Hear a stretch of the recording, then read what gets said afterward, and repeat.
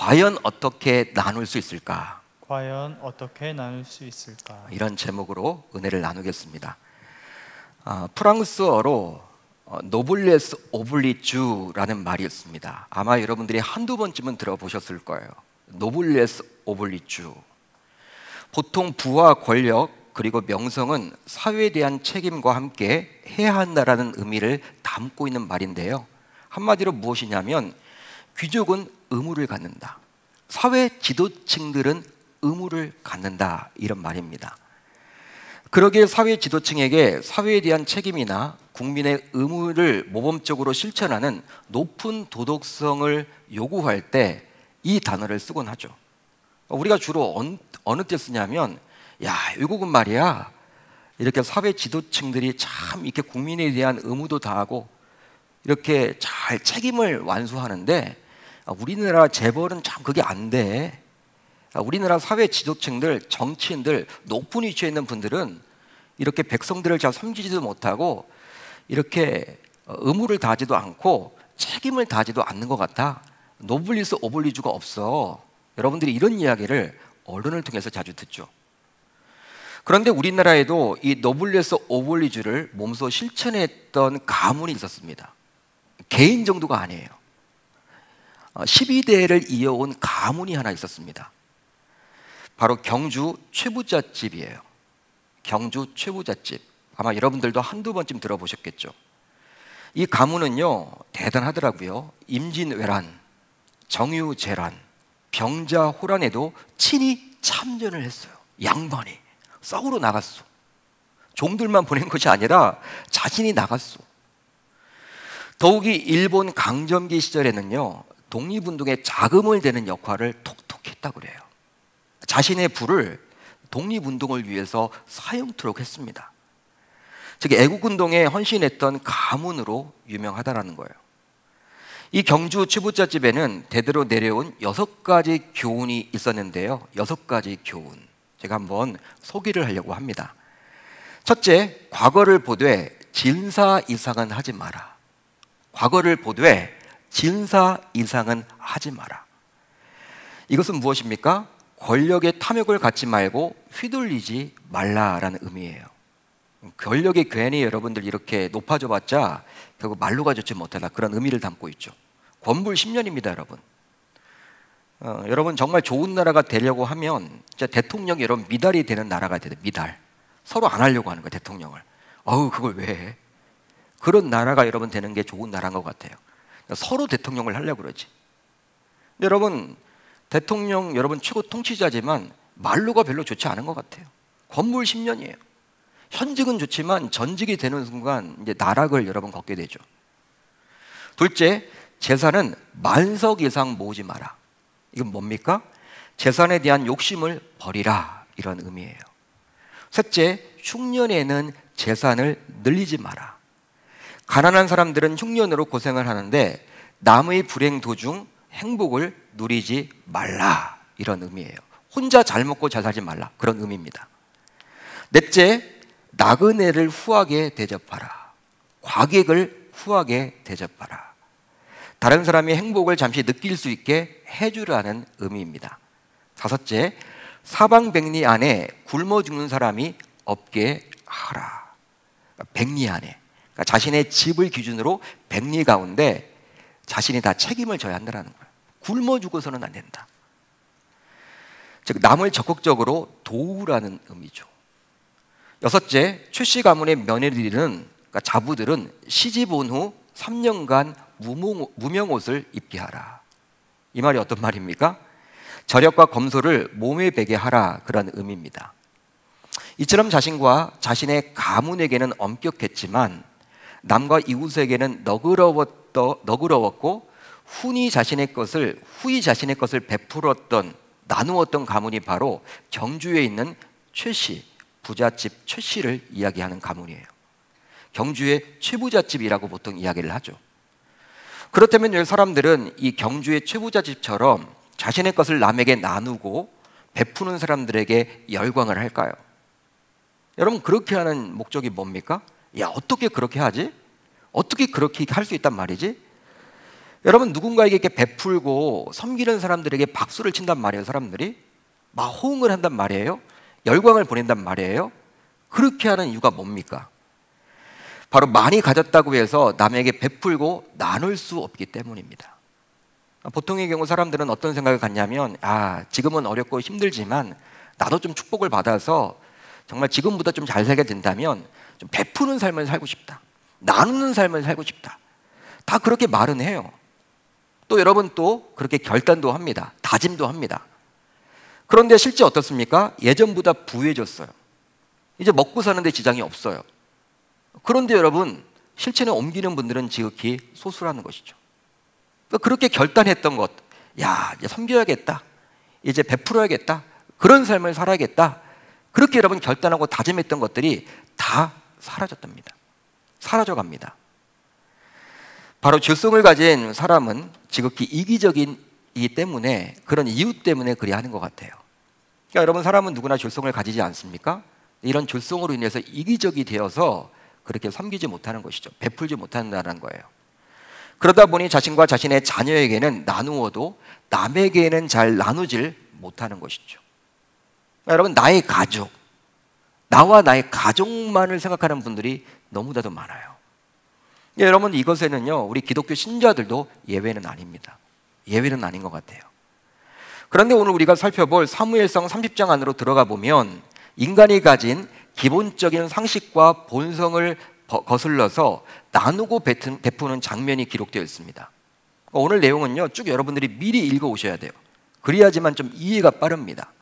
그런 내용이 나와요. 나누고 베푸는 내용이 나온단 말이에요. 이건 분명히 본성과 배치되는 것인데, 상식과도 맞지 않는 것인데, 그런 장면이 오늘 본문에 기록이 되어 있다는 것이죠. 지지난 시간에 우리가 잠시 살펴봤지만 블레셋의 편에서 다윗과 그의 일행이 이스라엘과 싸우지 못하도록 하나님께서는 적극 개입을 하시죠. 지지난 시간에 우리가 살펴봤습니다.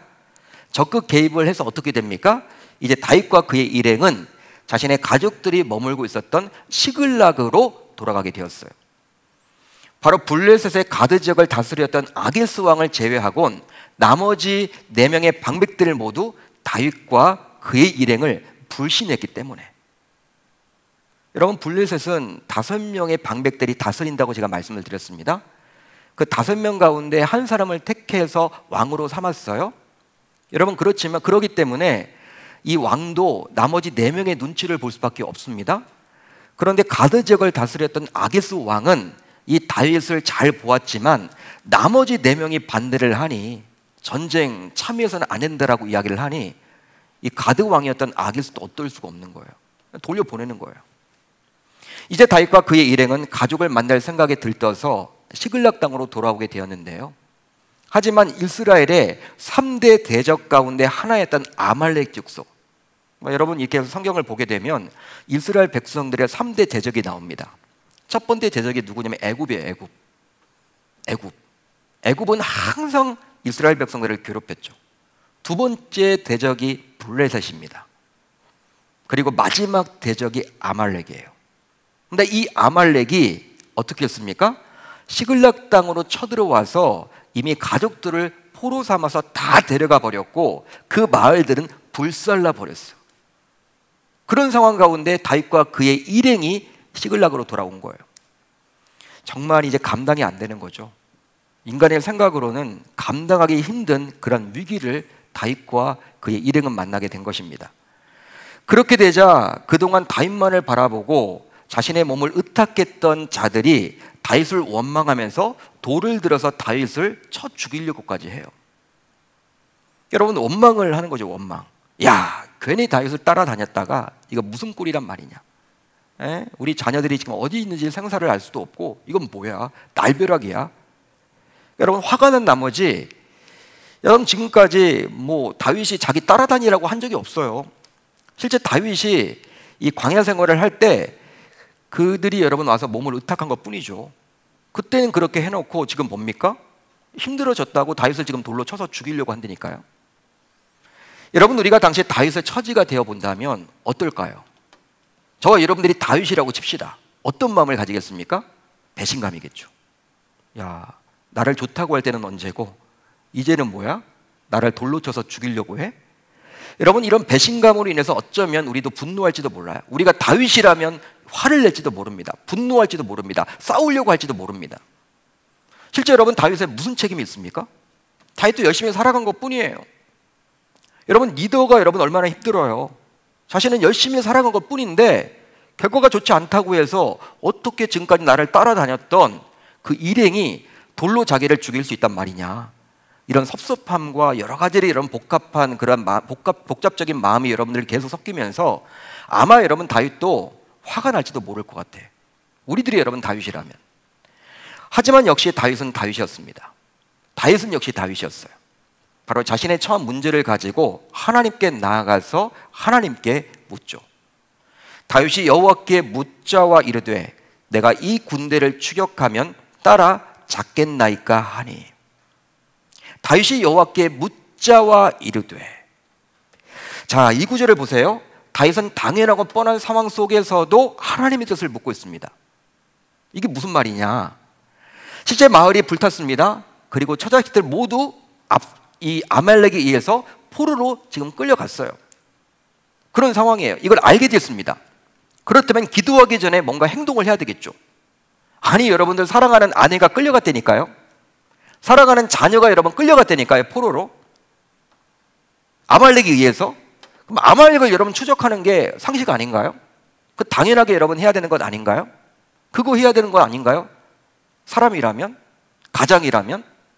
다윗도 가장이었지만 그를 따랐던 600명도 다 가장들입니다. 한 가정에. 여러분, 자기 아내가 지금 누구에게 여러분 지금 아말렉에게 여러분 빼앗겼고, 자기 연로한 부모님도 빼앗겼고, 양과수도 다 빼앗겼고, 심지어 자기가 사랑하는 자녀들까지도 포로로 잡혀갔다면 무장을 해가지고 여러분 쫓아가는 게 여러분 상식 아닌가요? 그런데 오늘 본문을 보게 되면 다윗은 지극히 당연한 그러한 상황, 뻔한 상황에서도 하나님의 뜻을 정확하게 알고자 물었다라는 사실이에요. 따라서 다윗의 영성에서 우리가 배울 점이 있다면 다윗은 당연하고 뻔한 상황에서도 하나님께 물었다라는 것입니다. 물론 뭐 그런 것을 묻느냐, 그거 물어봤자 뻔한 것 아니야? 뻔한 대답 들을 텐데 뭐 그 물어, 그냥 해야지, 이렇게 말은 할지 모르지만 하나님의 뜻과 우리 인간의 생각이 다를 수도 있기에 하나님께 묻는 것이 보다 안전할 수 있는 것입니다. 여러분, 동의가 되시면 아멘. 동의가 되시면 아멘. 여러분, 우리가 뻔하게 생각되는 것이 있죠. 뭐 이거 굳이 기도를 해야 돼? 이거 그냥 해야지. 그냥 해야지. 이거 하는 게 맞아. 여러분, 우리는 그렇게 생각을 하지만 우리가 생각하기에는 그 뻔한 일, 해야만 하지만 하나님의 생각은 다를 수가 있다는 거예요. 모르죠, 여러분. 하나님은 어떤 의도를 가지고 그런 일이 벌어지게 하셨는지. 그렇기 때문에 보자 안전한 삶을 살아가려면 하나님의 뜻을 물어야만 하는 것이죠. 그러기에 신자인 우리는 우리가 생각하기에 지극히 당연하더라도 기도해야만 하겠습니다. 마치 오늘 본문에 나오는 다윗처럼 말이죠. 그렇다면 어떻게 다윗처럼 지극히 당연한 것을 가지고서도 우리는 기도할 수 있을까요? 여러분, 어떻게 뻔한 것을 가지고서도 기도할 수 있을까요? 아니, 여러분, 자녀를 빼앗겼다니까요. 아내를 빼앗겼다니까요. 연로한 부모님이 지금 포로로 잡혀갔다니까요. 양과 소가 여러분 다 지금 약탈당했다니까요. 그런 여러분 뻔한 상황 가운데 분명히 여러분 그럼 쫓아야죠. 당연히 사람이라면 그게 상식 아닙니까? 근데 그런 상황 가운데서도 그렇게 하기 전에 먼저 하나님께 어떻게 다윗은 물었냐라는 거예요. 바로 자신의 불완전함을 인정하는, 즉 겸손했기에 기도할 수 있었습니다. 실제로 교만한 자는요, 자고한 자는요, 기도할 수 없어요. 기도하지 않습니다. 기도하는 척은 합니다. 그렇지만 진실로 기도하지는 않아요. 그러니까 우리가 여러분 기도가 좀 약해지고, 예전에는 내가 기도 생활을 그래도 잘 했는데 요즘에 뭔가 분주한 일이 생기고 뭐 기도를 자꾸 이렇게 여러 가지 이유로 이렇게 못하고 있다. 근데 우리가 여러분 영적인 관점에서 보게 되면 내가 하나님과의 관계에 있어서 자고하고 있음을 우리가 여러분 견지해야만 합니다. 놓쳐서는 안 돼요. 어느 순간 여러분 나도 모르게 자고하고 있는 거예요. 교만해졌다라는 거예요. 영적으로 보게 되면. 실질적으로 여러분들 영적으로 교만해지면요, 기도할 수가 없어요. 매달릴 수 없다라는 거예요. 그러다 보니 어느 정도 세상에서 자수성가한 분들이 여러분 놓쳐서는 안 되는 것이 있습니다. 조심해야 되는 것이 있어요. 바로 무엇이냐면 하나님께 매달리기가 참 쉽지 않다라는 거예요. 세상에서 어느 정도 이렇게 자수성가한 분들이 있죠. 왜 그렇습니까? 자신의 노력으로 일정의 여러분 뭔가를 좀 이루었다라는 것 때문에 하나님께 정말 매달리기가 쉽지 않다라는 거예요. 그래서 그런 분들은 어떤 생각을 가져야 되냐면 내가 내 노력으로 내 수고로 이런 성공을 거둔 것이 아니라 하나님께서 베풀어 주셨던 그 은혜로 이렇게 성공할 수 있었다라고 고백할 수 있어야만 하는 것입니다. 여러분 자수성가가 아니라 신수성가가 돼야 되는 거야. 신수성가. 하나님이 해주셨다. 이런 마음을 갖지 못하면 기도가 안 된다니까요. 그런 마음을 가질 때 기도할 수 있다는 것입니다. 따라서 오늘 본문에 나오는 다윗의 모습을 보면서 이제 우리도 믿음의 결단을 한번 해나갔으면 좋겠어요. 바로 감당하기 힘든 문제뿐만 아니라 앞으로는 지극히 당연하고 뻔한 사소한 것조차도 하나님께 묻겠다라고 말이죠. 여러분 어떤 문제가 생겼을 때만 하나님께 기도하는 것이 아니라 진짜 사소한 거야. 어떤 의미로 보면 유치한 거야. 야, 이런 것까지도 내가 기도를 해야 되나? 이런 생각이 들더라도 그런 부분도 기도하실 수 있기를 우리 주님의 이름으로 축원합니다. 그렇게 함으로 항상 하나님의 뜻을 알고 그 하나님의 뜻에 자신을 철저히 맞추어서 삶을 살아내야만 하겠죠. 여러분 기도라는 것이 무엇입니까? 하나님께 뭔가를 여러분 간구하는 의미보다는요 그 하나님의 뜻을 묻는 거예요.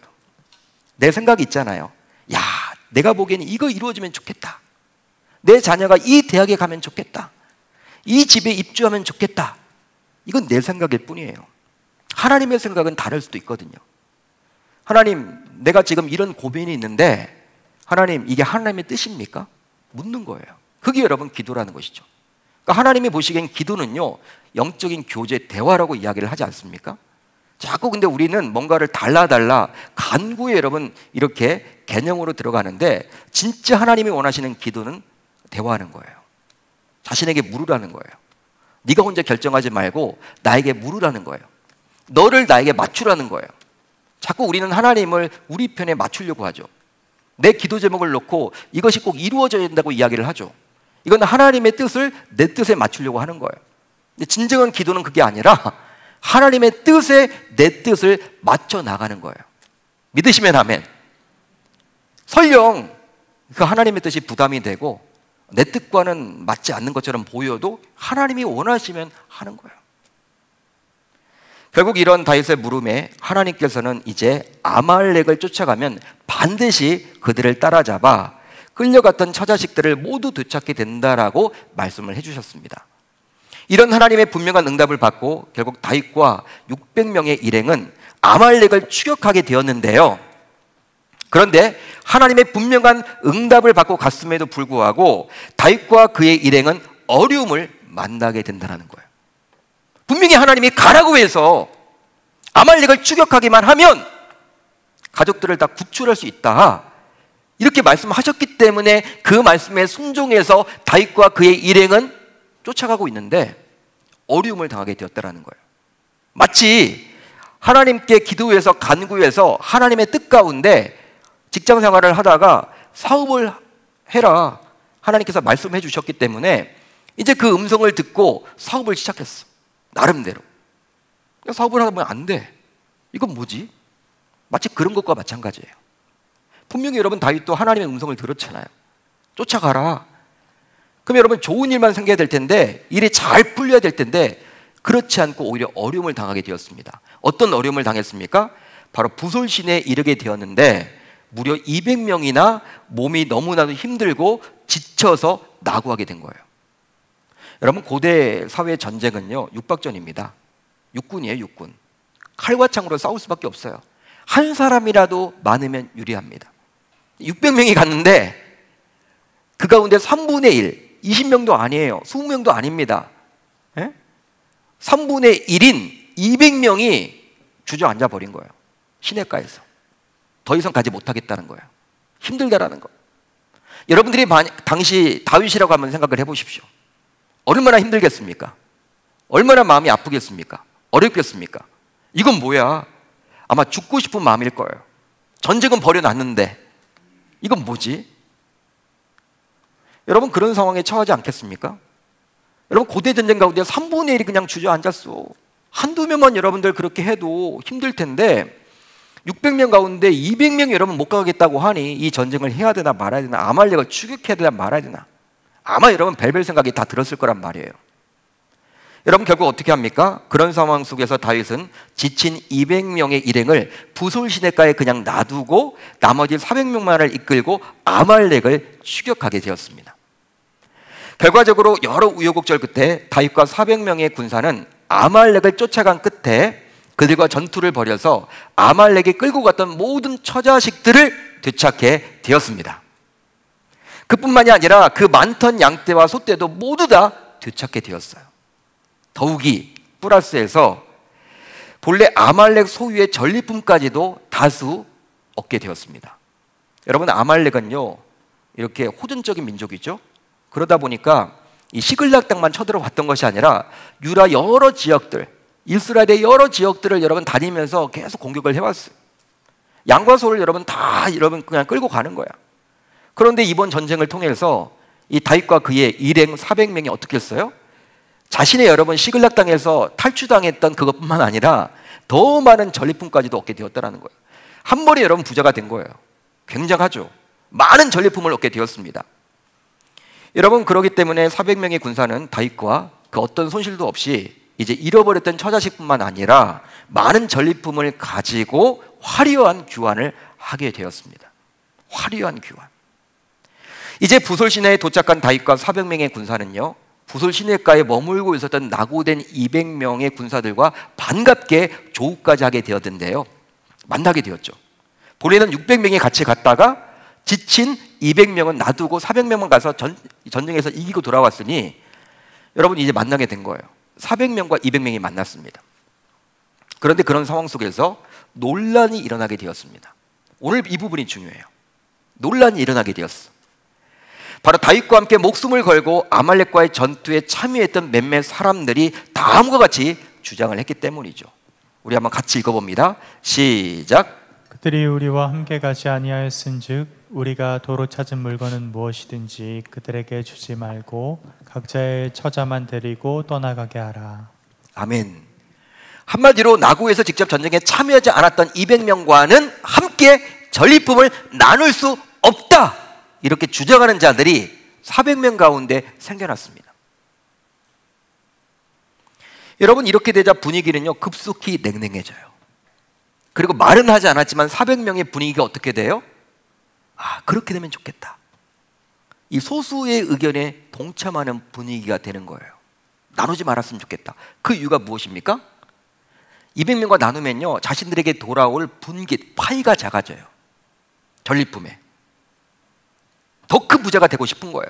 나누지 않으면 좋겠다. 말은 하지 않아요. 그렇지만 그런 분위기로 휩쓸려 갑니다. 왜냐하면 전투에 참여하지 않았던 200명의 군사와 나누지 않게 되면 더 많은 전리품을 가져서 잘 먹고 잘 살 수 있기 때문에 400명의 군사들은요 말은 하지 않았지만 그냥 그런 분위기 속에서 그냥 이것이 이루어지면 좋겠다, 속으로 다 그렇게 생각을 하는 거예요. 더욱이 여러분 그들의 주장은요 오히려 공정한 듯 보입니다. 왜? 200명의 군사는 싸우지 않았잖아요. 400명의 군사는 목숨 걸고 싸웠거든. 죽을 위기를 겪었거든. 살아왔단 말이에요. 그런데 200명은 아무런 노력도 기울이지 않아. 세상에 말하는 공정은 이것입니다. 열심히 노력한 만큼 결실을 거두는 거. 그거 끝이에요. 그것만 있는 거예요. 근데 그게 맞는 것 같죠, 여러분? 하나님 나라는 좀 다른 것 같아요. 바로 나고와 나머지 싸우지 않았던, 즉 어떤 힘도 치르지 않았던 자들과 나누지 않는 것이 여러분 이게 세상이 말하는 공정이에요. 공정한 거죠. 그 당시 여러분 전쟁의 관행을 보게 되면 이 전리품의 경우에는요 나가서 싸웠던 사람들끼리 나누게끔 되어 있습니다. 그것이 상식이에요. 그리고 시대적인 흐름이에요. 그 세상 문화예요. 여러분 그렇기 때문에 200명은요 400명이 주면 받고 요구할 수 없어요. 달라고 할 수 없는 거예요. 400명이 주면 받고 안 주면 그만이야. 400명은 지금 세상 관점으로 그렇게 이야기를 하고 있는 거예요. 그게 공정이라고 지금 말하고 있는 거예요. 여러분 따라서 그렇게 한다고 해서 어느 누가 딴지를 걸거나 불만을 할 수 있는 경우가 아닙니다. 그렇게 여러분 흘러가고 있어요. 그런 분위기로 흘러갑니다. 그런데 이런 상황 속에서 이제 다윗은 다음과 같은 놀라운 결정을 내리게 되는데요. 자, 오늘 보면 24절로 25절을 한번 제가 읽어드리겠습니다. 전장에 내려갔던 자의 분깃이나 소유물 곁에 머물렀던 자의 분깃이 동일할지니 같이 분배해야 할 것이니라 하고, 그날부터 다윗이 이것으로 이스라엘의 율례와 규례를 삼았더니. 무슨 말입니까? 다윗은 아말렉과 직접 싸웠던 400명과 부솔 시내가에서 나고했던 200명 모두에게 전리품을 동일하게 나눠주겠다라고 이야기를 해요. 세상의 길과는 반대 길로 가요. 세상의 마인드와는 반대 길로 간다니까요. 세상 사람들은 이런 사람들을 가리켜서 미련하다라고 이야기를 하겠죠. 왜? 손해보는 짓이니까. 여러분, 자신이 손해를 보면서 누군가와 나눈다는 것 결코 쉬운 일이 아닙니다. 특별히 기본적인 상식과 본성을 거슬러서 남과 나눈다는 것 결코 쉬운 일이 아니에요. 하지만 오늘 본문에 나오는 다윗은 나누겠다라고 이야기를 해요. 나누겠다. 자신만 나누는 것이 아니라 자신이 이제 왕이 될 텐데, 이제 자신 이후에도 앞으로 이런 일이 생기게 되면 이스라엘 나라의 율례와 규례로 삼겠다라고 선언을 해버려요. 이게 옳다라는 거예요. 그렇다면 어떻게 이처럼 다윗은 나눌 수 있었을까요? 세상의 길과는 반대로 갈 수 있을까요? 세상에서는 이런 것은 여러분 미련한 짓이라고 이야기를 하고, 세상이 말하는 공정이 아니라 하나님 나라의 공정은 이것이라고 다윗은 말하고 있는데, 어떻게 이렇게 세상과는 반대되는 나눔을 하겠다라고 이야기를 합니까? 그렇게 할 수 있는 이유가 무엇입니까? 바로 하나님의 은혜였음을 인정했기에 나눌 수가 있었습니다. 하나님의 은혜였음을 인정했기에 나눌 수가 있었다라는 거예요. 자, 오늘 보면 23절을 볼까요? 우리 한번 같이 읽어봅니다. 23절 시작. 다윗이 이르되 나의 형제들아, 여호와께서 우리를 보호하시고 우리를 치러 온 그 군대를 우리 손에 넘기셨은즉 그가 우리에게 주신 것을 너희가 이같이 못하리라. 아멘. 다윗이 이르되 나의 형제들아, 여호와께서 우리를 보호하시고 우리를 치러 온 그 군대를 우리 손에 넘기셨은즉 그가 우리에게 주신 전리품을 너희가 이같이 못한다. 너희 생각대로 해서는 안 된다. 이런 말이에요. 이 말씀을 보면 다윗은 아말렉과의 전쟁에서 승리를 거두어 끌려갔던 가족들을 구해내고 수많은 전리품을 소유하게 된 것이 바로 그들이 열심히 노력해서 수고한 덕분이 아니라 하나님의 전적인 은혜임을 이야기해주고 있는 거예요. 그러기에 그 전리품을 주신 자가 하나님이시기에, 전쟁에 이기끔 해서 그 전리품을 주셨잖아요. 그분이 하나님이시기에 하나님의 방식으로 나누는 것이 옳다라고 지금 이야기를 하고 있는 거예요. 한마디로 400명 때문에 전쟁에서 이겨 전리품을 얻게 된 것이 아니라는 것이죠. 400명이 가건 600명이 가건 1명이 가건 이 전쟁은 이길 전쟁이라는 거예요. 왜? 하나님의 은혜가 있기 때문에, 하나님의 계획이 있기 때문에, 하나님의 역사가 있기 때문에. 실제 전쟁에 참여했던 일부 군사들의 경우에는요, 어떤 마음을 가졌을까요? 자신들의 수고와 노력 덕분에 내가 정말 열심히 싸운 결과 이렇게 전리품을 얻었다, 이런 생각을 갖게 된 거예요. 진짜 아말렉 내가 몇 명을 죽였는데, 내가 얼마나 수고를 했는데, 내가 밤잠을 이렇게 자지 못하고 얼마나 쫓아냈는데, 이렇게 얻어낸 것이 바로 이거 아니냐, 전리품 아니냐, 내 수고 덕분 아니냐, 내 노력 덕분 아니냐, 이렇게 여러분 생각을 했던 것 같아요. 그러기에 전쟁에 참여하지 않았던 자들과 나눌 수 없다라고 생각한 것이죠. 왜? 내가 노력했는데, 내 수고 덕분에 이렇게 얻었는데. 하지만 다윗은 그들과는 분명히 달랐습니다. 바로 아말렉과의 전쟁에서 전리품을 얻게 된 것은 전적인 하나님의 은혜라고 고백을 할 수 있었다는 것이죠. 여러분, 당시 다윗이 전쟁 승리를 하나님의 덕분이라고 여길 수 있었던 그 이면에는 하나님으로부터 이미 이러한 약속을 받았기 때문이에요. 자, 다음의 구절을 보면 알 수 있는데, 다윗이 여호와께 묻자와 이르되 내가 이 군대를 추격하면 따라잡겠나이까 하니 여호와께서 그에게 대답하시되 그를 쫓아가라. 내가 반드시 따라잡고 도로 찾으리라. 할렐루야, 할렐루야. 아말렉을 추격하기 전에 하나님으로부터 이런 음성을 받았다니까요. 응답을 들었다니까요. 이번 전쟁은 숫자가 중요한 게 아니다. 하나님이 분명히 이렇게 말씀해 주셨다. 이건 하나님의 은혜라, 은혜. 하나님이 해주시는 거다. 그렇습니다. 하나님의 은혜를 알고 그 은혜를 인정할 때 신자는 보라 너그러워집니다. 왜? 내 수고와 내 노력 덕분에 그렇게 얻은 것이 아니기 때문에, 하나님이 해주신 것이기 때문에 너그러워지죠. 그럴 때 다소 자신이 손해를 보더라도 누군가에게 베풀 수도 있고 나눌 수도 있는 거예요. 여러분, 어떤 결단을 한다고 되는 게 아니에요. 그러기에 하나님을 믿는 신자라면 하나님의 은혜였음을 알고 인정해야만 하는 것이죠. 여러분, 가장 중요한 게, 우리 신앙생활에서 가장 중요한 게 하나님의 은혜를 알고 인정하느냐, 그거의 유무예요. 신자라고 해도 하나님의 은혜를 알고 인정하지 않는 신자들이 있어. 오늘 본문을 보게 되면 실질적으로 22절에 나와 있죠. 여러분, 22절이 이렇게 시작을 합니다. 제가 읽어드릴게요. 다윗과 함께 갔던 자들 가운데, 그러니까 400명 가운데 악한 자와 불량배들이 다 이르되 그들이 우리와 함께 가지 아니하였은즉 우리가 도로 찾은 물건은 무엇이든지 그들에게 주지 말고. 400명 가운데 일부 나누지 말자고 이야기를 하고 있는데, 그 사람에 대해서 성경은 지금 어떻게 이야기를 합니까? 어떻게 이야기를 해요? 악한 자와 불량배들. 그들은 어떤 자들입니까? 하나님의 은혜를 알지도 못하고 인정하지도 않았던 자들이에요. 실제 그들도요, 다윗을 따라다녔습니다. 예배도 드렸어요. 하나님을 알아요, 나름대로. 하나님 믿는다라는 분들이에요. 교회를 잘 다녀요. 교회에서 여러 가지 봉사를 합니다. 그렇지만 성경은 지금 그들을 어떻게 표현해주고 있어요? 신자가 표현해주고 있지 않고, 좋은 의미가 아니라 부정적인 의미인데, 악한 자와 불량배들. 악한 자와 불량배들. 야, 조폭이라고 이야기를 해요, 하나님이. 못된 자들.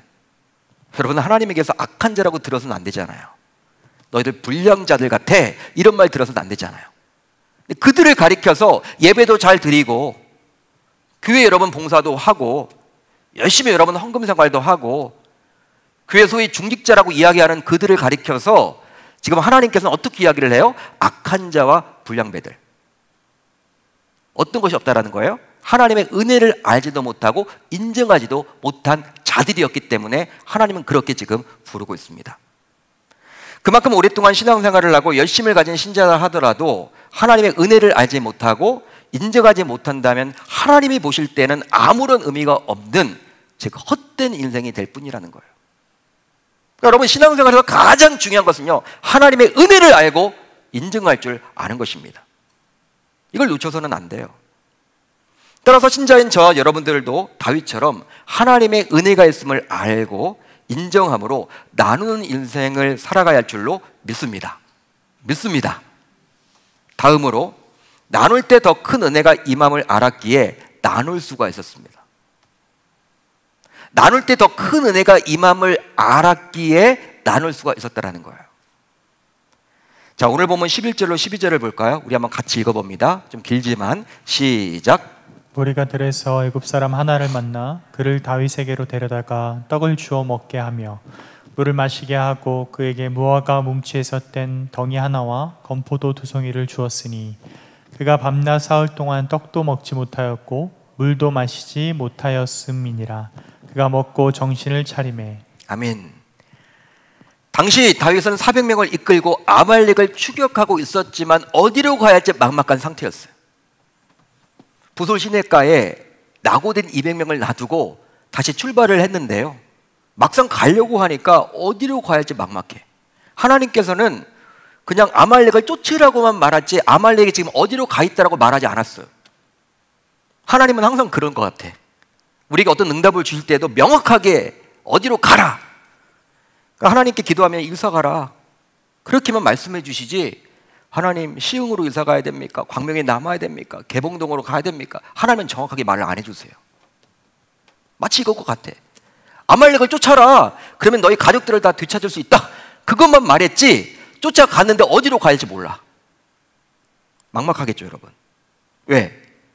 이 팔레스타인 광야로 지금 다 여러분 들어갔는데, 여러분 동으로 가는지 서로 가는지 나무로 가는지 부로 가는지 그 흔적을 찾아왔지만 이제 더 이상 갈 수가 없어. 아마도 가족들의 안위가 걱정된 나머지 추격은 해야 했지만 팔레스타인 광야로 도망쳐버린 아말렉을 쫓는다라는 것은요, 뭐 불가능한 일이에요. 그런데 아말렉에게서 버려진 불쌍한 애굽 소년이 밤낮 사흘 동안 아무것도 먹지도 마시지도 못한 상태에서 다윗의 눈에 띄게 되었습니다.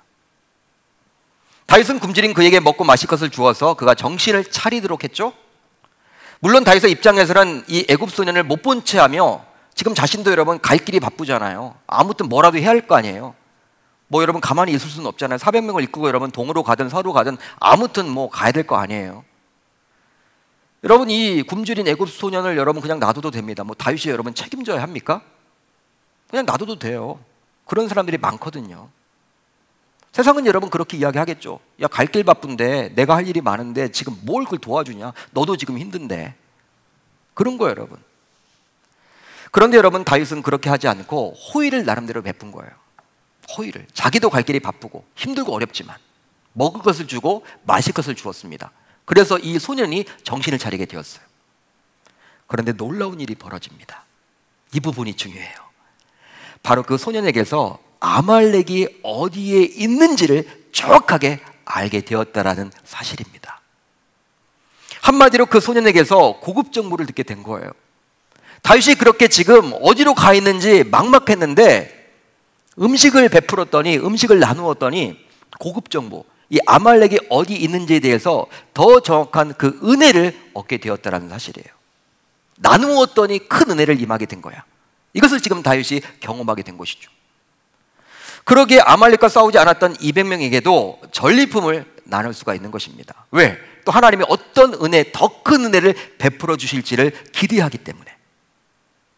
아니 여러분 어린 소년에게, 그 애굽 소년에게 먹을 것 그거 하나 준 거예요. 마실 것 그거 하나 준 거예요. 아무 여러분 의미가 없어. 살려야 되니까 준 거야. 그런데 그 소년이 아말렉 종 출신이야. 아말렉이 어디 있는지를 정확하게 알고 있는 사람이었어. 야, 이런 여러분 고급 정보, 은혜를 여러분 더 경험하잖아요. 베풀었더니 은혜를 얻었다라는 거예요. 그걸 체험하게 된 것이죠. 여러분 결국 또 어떻게 합니까? 이 다윗은요, 오늘 말씀 26절 이하를 보세요. 이번 전쟁과 아무 상관이 없는 유다 장로들에게도 전리품을 아낌없이 나눠주죠. 전쟁과는 상관이 없어. 근데 나눠줘 버려요. 그러니까 여러분 400명 가운데 아까 여러분 악한 자와 불량배들은요 화가 날지도 모르겠어요. 자신의 파이가 여러분 점점 작아져. 분깃이 점점 작아지는 거야. 다윗이 지도자인데 그렇게 한다고 하니까 뭐라고 말은 못하고 나눠주는 거야 자꾸 다윗은. 결국 후에 어떻게 합니까? 이들은요, 유다 장로들은요, 사울이 죽은 이후에 다윗을 이스라엘 왕으로 옹립하게 됩니다. 유다 지파가 중심이 되어서. 즉 다윗이 전리품을 나누었더니 다윗에게 더 큰 은혜가 임하게 된 것입니다. 할렐루야, 할렐루야. 그렇습니다. 이런 영적 원리를 너무나도 다윗은 잘 알았기 때문에 다윗은 어느 순간에도 베풀고 나누는 삶을 살 수 있었던 거예요. 따라서 다윗처럼 우리도 이제 이런 영적 원리를 기억하사 항상 나눌 수 있어야만 하겠습니다. 여러분 어린 소년은요, 그 애굽 소년은 누가 보낸 거예요? 하나님이 보내신 거예요. 그에게 답을 주고자. 만약에 여러분 이 다윗이 그냥 무시해버리고 자기 갈 길 갔다고 하면요 고생했을 거예요. 다윗이 아말렉이 어딘지 몰라서. 그렇지만 뭐 사소한 것이지만 그렇게 베풀었더니 여러분 아말렉이 어디 있는지, 다윗이 그렇게 원했던 정보를 알고 있었으리라 어느 누가 여러분 추측할 수 있었겠습니까? 하나님이 여러분 먼저 떠나라고 이야기를 했지만 하나님은요 뭉뚱그려서 이렇게 답을 주시지만 여러분 세밀하게 할 때는 사람을 통해서 역사를 하신다니까요. 이스라엘 갈 때도 여러분 많이 경험을 하죠. 사람들을 잘 만나는 경우들이 있잖아요. 아, 이스라엘 가야 되는데 어디로 가야 될까? 하나님 분명히 떠나라고 하셨는데 상황이 이런데. 여러분 누군가가 여러분도 이야기를 해서 또 떠나는 경우들이 있습니다. 하나님이 보내주신 거죠. 마치 오늘 본문에 나와 있는 이 애굽 소년을 하나님이 다윗으로 하여금 만나게끔 하신 것처럼. 따라서 다윗처럼 우리도 이제 이런 영적 원리를 기억하사 항상 나눌 수 있었으면 좋겠습니다. 그러면 반드시 하나님께서 더 큰 은혜를 주시는 경험을 저와 여러분들이 하게 되리라 믿습니다. 믿습니다.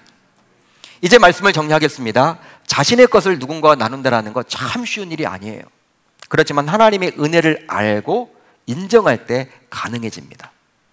여러분들이 지금 신자로서 예배를 드려요? 이건 내가 드리는 것이 아니라 하나님께서 은혜를 베풀어 주사 예배를 드릴 수 있도록 마음을 열어주신 거예요. 여러분 아멘입니까? 여러분들이 예수님을 믿어서 구원을 받았다고 이야기를 하고 내가 특별히 신자라고 이야기를 하지만 예수를 믿게 해주신 것이 바로 누구예요? 하나님의 은혜라는 거예요. 장례식장에 가요. 부모님이 돌아가셨어요. 예배를 드립니다. 그런데 같이 예배를 드리다가 거기에 참여 안 하는 형제들이 있어. 예수님 안 믿어. 한 부모, 동일한 부모 밑에서 자라는데 형은 예수를 안 믿어. 나는 믿어. 이건 뭐지? 어떻게 설명할래요? 세상적으로는 형이 더 잘났거든. 더 능력이 있거든. 돈도 많거든. 인격도 더 좋거든. 내가 무고시관데 하나님은 나로 하여금 예수를 믿게 했냐라는 거예요. 혹시 여러분들 가운데 누군가를 통해서 이렇게 예수를 접하게 되신 분들이 있죠? 여러분 하나님이 여러분들 그렇게 해주신 거잖아요. 같은 부모 밑에서 태어났는데 형제지간도 여러분들 다 예수 믿는 게 아니잖아요. 뭐 이단에 빠진 형제도 있고 자매도 있고 안 믿는 분들도 있고. 나는 예수를 믿는단 말이에요. 이거 어떻게 설명할래요? 하나님의 전적인 은혜라는 거예요. 그러니까 은혜를 알고 인정할 때 우리는 나눌 수가 있습니다. 왜? 내 재산도 내 것이 아니라 내 노력으로 이룬 것이 아니라 내 수고로 이룬 것이 아니라 하나님께서 내가 부자가 되도록 이렇게 잘 먹고 잘 살 수 있도록 이만한 재산을 주신 것도 하나님의 은혜라고 인정을 하기 때문에 쉽게 여러분 누구를 도울 수 있는 거죠. 내 수고로 내 노력으로 내가 벌었다라고 하면요 주머니를 열기 쉽지 않아요. 내가 한 거니까 아깝다라는 생각이 들어요. 그렇지만 하나님께서 해주셨다라고 하면요 여러분 정말 할 수 있죠. 저와 여러분들 모두 하나님의 은혜를 알고 인정할 수 있기를 바라요. 또 나눌 때 더 큰 은혜가 임함을 알 때 나눌 수가 있다라는 거예요. 어린 소년에게 나누었더니 야 아말렉을 만날 수 있는 더 고급 정보를 하나님이 주셨다라는 사실. 유다 장로들에게 베풀었더니 하나님께서 그들로 하여금 이 다윗을 왕으로 옹립시켰다라는 그 사실. 베풀면요 하나님이 갚아주십니다.